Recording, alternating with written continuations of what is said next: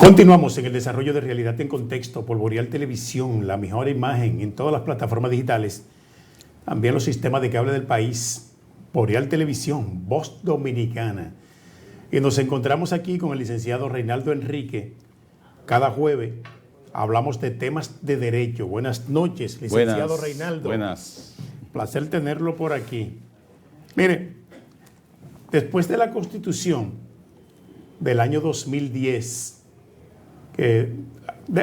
decíamos que era una reforma constitucional, pero debemos calificarla como una nueva constitución, con toda la ampliación que tuvo, hasta partiendo de los derechos individuales y sociales y los derechos de los ciudadanos. Sí. Todo fue ampliado.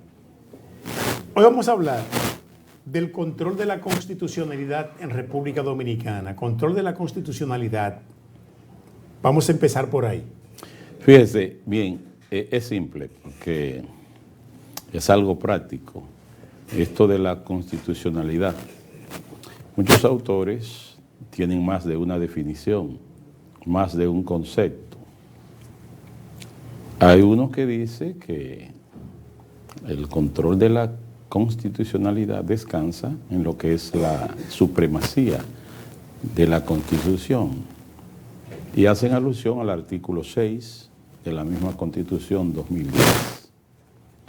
Otros hablan de que es un procedimiento para hacer que todos los actos que estén fuera de lo que es la constitucionalidad tengan que someterse a ese control de constitucionalidad. Y hablan de una especie de procedimiento, porque como generalmente hay más de un procedimiento, hay uno que es control difuso y uno que es control concentrado, pues, pero la definición en sí es hacer que todos los actos deban estar obedeciendo a lo que es el control de la supremacía de nuestra Constitución. Cuando hablas de supremacía de la Constitución, ¿a qué se refiere? Es que no puede haber ningún acto que pueda estar contrario, que no pueda estar en consonancia con la Constitución. Y por eso la misma Constitución establece de esos actos que son nulos por estar en contra, es decir, para decirlo con un término más que se pueda entender más fácil, es decir, que puedan chocar con la Constitución. Es más bien, para ponerlo más simple. Muy bien. Hablar un poquito del control constitucional. ¿Qué es eso? Control constitucional. Fíjese, el control constitucional, porque como ya dijimos, la definición, ya hemos dicho el concepto, pero también es un procedimiento, porque someter al procedimiento de la constitucionalidad de una norma, por ejemplo, puede ser de un decreto, de una ley, o de una parte de una ley, o una ley en sí, o resolución, porque hay una situación, toda ley debe obedecer al criterio de la Constitución Dominicana, porque lo que sucede es que no podemos hacer una ley, no se puede redactar, no se puede aprobar una ley, porque usted sabe que existe aquí una especie de separación de poderes, y cuando se crea una ley, esa ley debe estar necesariamente sometida, revisada por la Constitución, porque no puede contradecir, y siempre que un legislador, por ejemplo, sea diputado o senador, tenga que someter algún proyecto de ley, siempre va a tener como fuente la Constitución, porque usted no podrá tener un proyecto que le pueda prosperar si no cuenta con esa Carta Magna. Entonces, debe estar sometido a ese control de la constitucionalidad. Y así todas las leyes, decretos, resoluciones o actos que puedan dictarse por algunas instituciones o algunos tribunales, en el caso de la especie. A partir de la Constitución del año 2010, tenemos unas situaciones que están pendientes de resolver. Estamos hablando aquí del control de la constitucionalidad. Sí.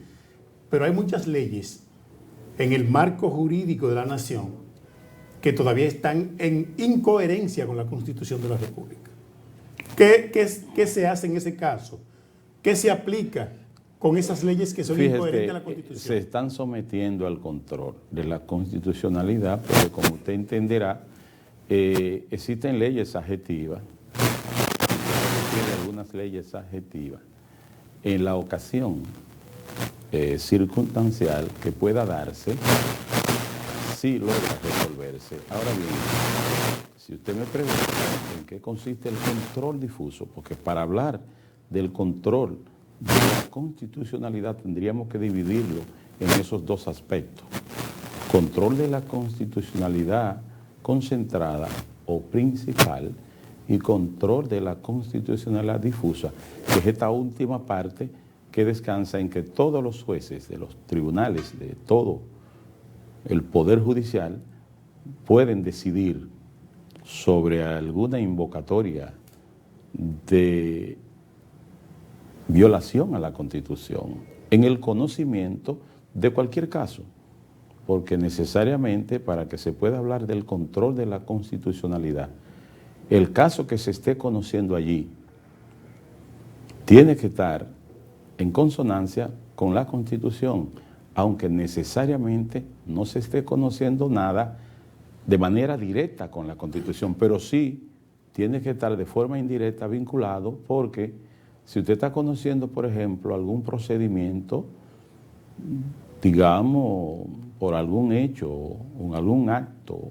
que se pudo dar en su contra como persona por alguna institución, para ponerlo así, y usted intenta algún procedimiento procurando que ese acto sea corregido, que probablemente violó, quebrantó algún precepto de la Constitución, evidentemente que usted va a acudir a algún tribunal y buscará que se enmiende esa violación, que puede ser un derecho fundamental, y así se hace en los casos de la ley 107, en los casos de la ley 13-07, de los procedimientos que tienen allí, el asunto de los amparos, para enderezar cuando alguna institución del Estado pueda en modo alguno atentar contra algún derecho en esas relaciones de institución y persona física, ¿no?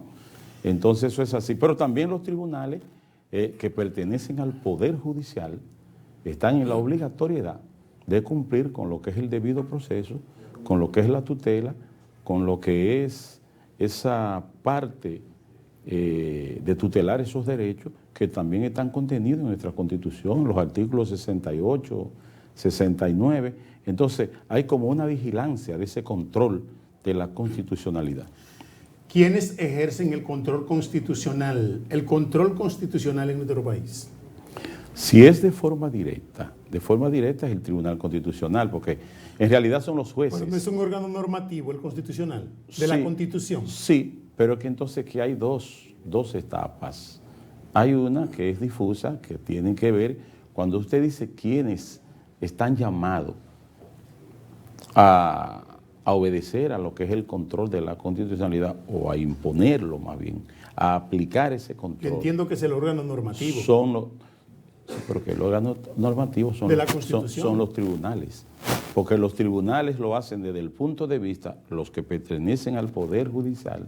Porque recuerde usted que el Tribunal Constitucional no pertenece al Poder Judicial y es un órgano extrapoder, y está solamente para conocer de los aspectos de inconstitucionalidad principal, es decir, concentrado como tribunal extrapoder, ¿no? Como tribunal de cierre, como le llaman.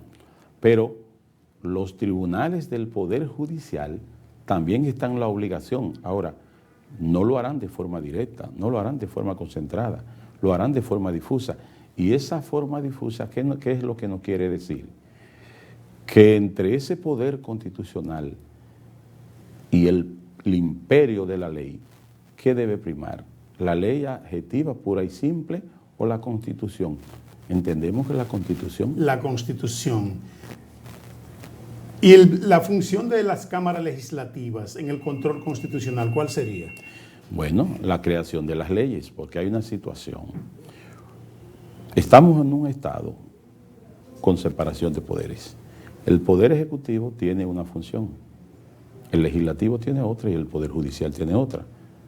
Entonces, si el Poder Legislativo es al que usted se refiere, lo que está es para lo que tiene que ver con la creación de las leyes, ¿no? A través de sus legisladores que presenten sus proyectos de leyes y pueda entonces, en consonancia con la Constitución, ofertar algunos proyectos que puedan ser beneficiosos para la colectividad.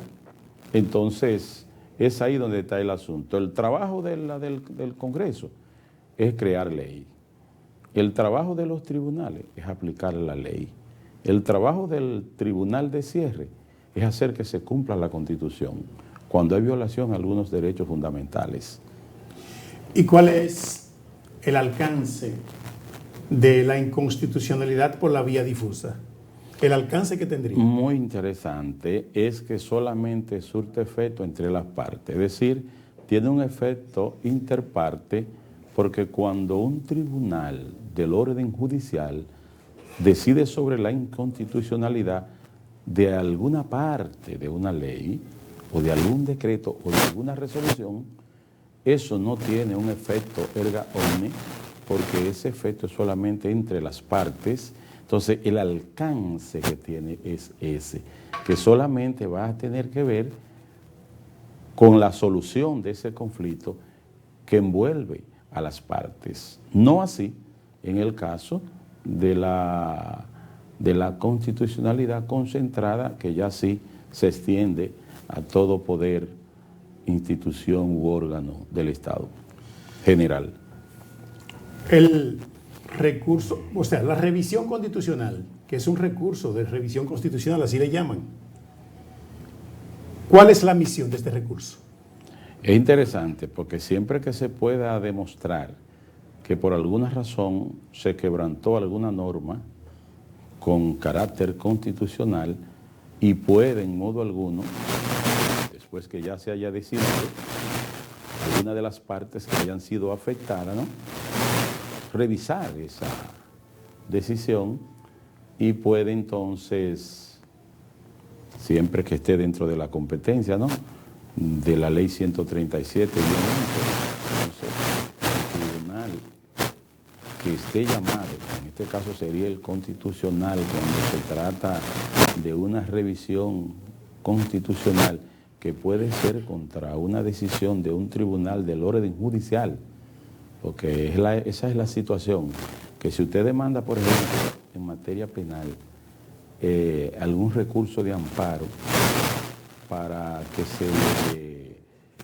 pueda limpiar con relación a su derecho de algún habeas, por ejemplo, entonces, y si no se cumple con eso, porque usted tiene derecho a la buena imagen y a un buen nombre, y usted revisa, entonces el tribunal decidirá sobre ese particular. Vamos a hacer una pausa, regresamos en breve con otros temas, realidad en contexto.